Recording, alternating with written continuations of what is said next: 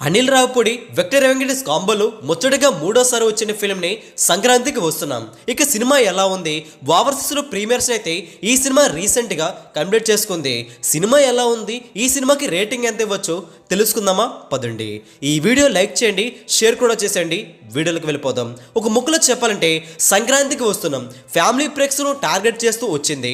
Family ప్రేక్షకులు నచ్చే సన్నివేశాలు పుష్కలంగా ఉన్నాయి. స్టోరీ పక్కన పెడితే తప్పకుండా ఈజీగా ఒకసారి చూసే విధంగా అయితే ఉంది. స్టోరీ లైన్ గురించి చెప్పుకోవాలంటే వెంకీ సస్పెన్స్కి గురైన పోలీస్ ఆఫీసర్ మీనాక్షి చౌదరితో గతంలో లవ్ ట్రాక్ అయితే ఉంటుంది.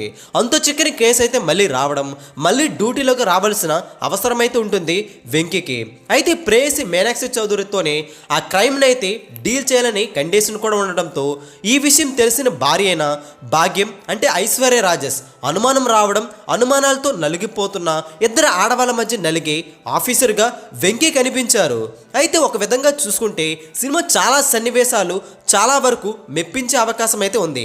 ముఖ్యంగా చెప్పుకోవాలంటే సెకండ్ హాఫ్లో వచ్చే సన్నివేశాలు బాగా హిలేరియస్గా నవ్విస్తాయి కూడా. కానీ ఫ్యామిలీ ప్రేక్షకులను టార్గెట్ చేసి రావడంతో ఆ సన్నివేశాలు కూడా ఫ్యామిలీ ప్రేక్షకులు తగ్గట్టుగానే ఉన్నాయి. చాలా వరకు ఆకట్టుకునే ప్రయత్నం అయితే చేశారు. బోర్ అయితే కొట్టలేదు. ఫస్ట్ హాఫ్ గురించి మాట్లాడుకోవాలంటే డీసెంట్గా ఉంది. అయితే విక్టర్ వెంకటేష్ లుక్స్ కూడా చాలా వరకు బాగున్నాయి. ఈ సినిమా గురించి హైలైట్స్ గురించి మాట్లాడుకోవాలంటే సినిమాలు సాంగ్స్ అయితే చాలా వరకు సినిమాని కాపాడేసని చెప్పాలి. ఈ సినిమాలో గోదావరి గొట్టి సాంగ్ విజువల్స్ కూడా చాలా బాగున్నాయి. అదేవిధంగా మీనా సాంగ్, అదేవిధంగా బ్లాక్ బాస్టర్ పొంగల్ సాంగ్ కూడా విజువల్స్ అయితే ఆకట్టుకోగా డ్యాన్స్ కూడా ఇరగదీశారు వెంకీ మామ నటన ప్రేయస్గా మీనాక్షి చౌదరి, భార్యగా ఐశ్వర్య రాజేష్ కూడా పాత్రలు అయితే చాలా బాగా డిజైన్ చేసుకున్నారు హిలేరియస్గా. కొన్ని సన్నివేశాలు రిపీటెడ్గా సెకండ్ హాఫ్లో వచ్చే ఫీలింగ్ కూడా కలిగించింది. అయితే చాలా వరకు ఈ సినిమా బోర్ కొట్టని ప్రయత్నం అయితే చేశారు, సక్సెస్ అయ్యారు కూడా. ఒక ముక్కలో చెప్పాలంటే రొటీన్ స్టోరీ అయినా సరే సినిమా ఈజీగా చూసే విధంగా అయితే ఉంది.